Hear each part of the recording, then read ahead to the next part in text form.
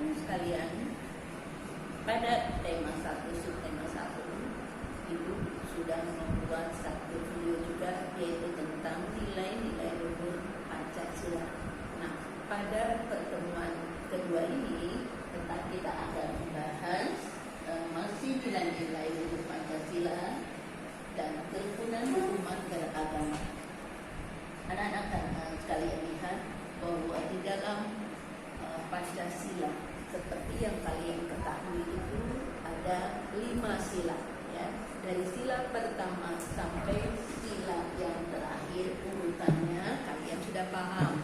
Pada minggu yang lalu kalian sudah membuat tugas tentang nilai-nilai luhur yang terkandung di dalam sila-sila yang tertera pada Pancasila. Pada kali ini di dalam tema 1, subtema 2, Ibu akan membahas tentang kerukunan umat beragama. Di dalam kerukunan umat beragama itu tentunya kita akan melihat adalah sila yang tertera pada sila pertama, yaitu ketuhanan yang Maha Esa. Nah, bangsa Indonesia agamanya adalah sangat beragam. Di antaranya kalian lihat di depan ada agama Islam, agama Kristen, Hindu, Buddha, Konghucu. Nah, di dalam agama-agama yang tertera di sini otomatis semuanya pasti ya sesuai dengan ajaran agama apapun bahwa kita harus menciptakan kerukunan antar umat beragama.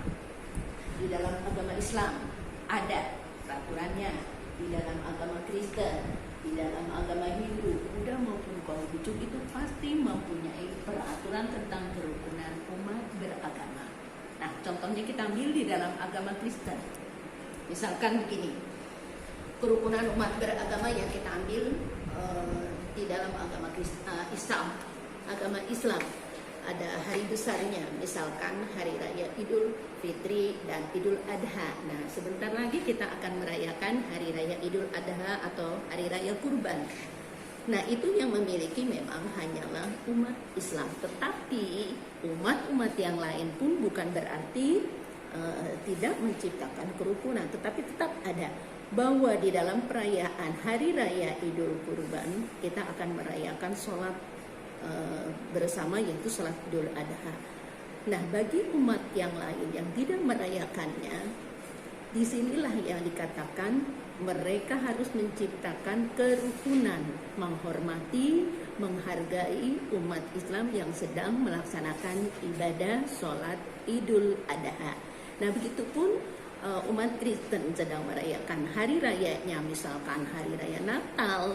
Nah, bagi umat yang lain kita wajib menghormati mereka yang sedang merayakan hari raya Natal tersebut.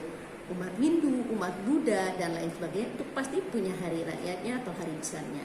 Nah, kita sebagai umat beragama untuk menciptakan kerukunan itu apa sih tujuannya?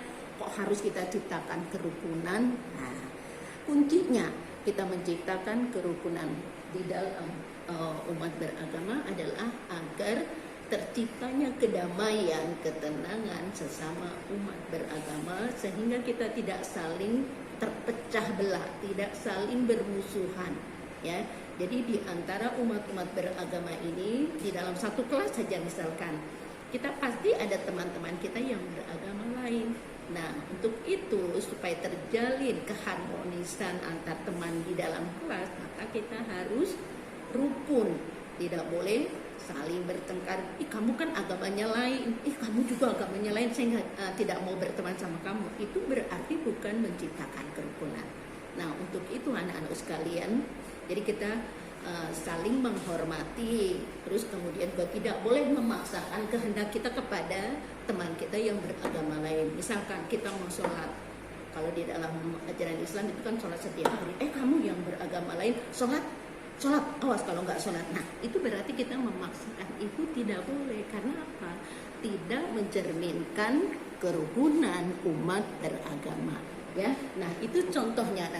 Terus masih ada contoh-contoh yang lain bahwa kita harus menciptakan kerukunan di kelas. Misalnya kalau kita belajar di kelas, teman kita yang beragama lain tidak bawa alat tulis, tidak bawa alat belajar. Nah, kita yang beragama lain otomatis harus apa? Nah, otomatis kita peduli pada mereka. Kita toleransi, nah kita berikan pinjaman kepada teman kita. Itu namanya menciptakan kerukunan sesama umat beragama di masyarakat. Pasti juga ada bahwa kita menciptakan kerukunan beragama di lingkungan masyarakat itu pasti ada caranya lagi. Nah, di dalam kerukunan ini ada yang paling utama, kita menciptakan ketertiban, kedamaian, dan keamanan. Nah, anak-anakku sekalian, untuk pelajaran PKN kali ini dalam pertemuan kedua bahwa kita menciptakan kerukunan umat beragama, nanti akan Ibu berikan tugas, kamu akan kerjakan tugas tersebut sesuai dengan yang akan Ibu berikan. Nanti kamu bisa akan melihat pada halaman-halaman yang ada di dalam subtema 2 yang akan Ibu berikan tugasnya nanti.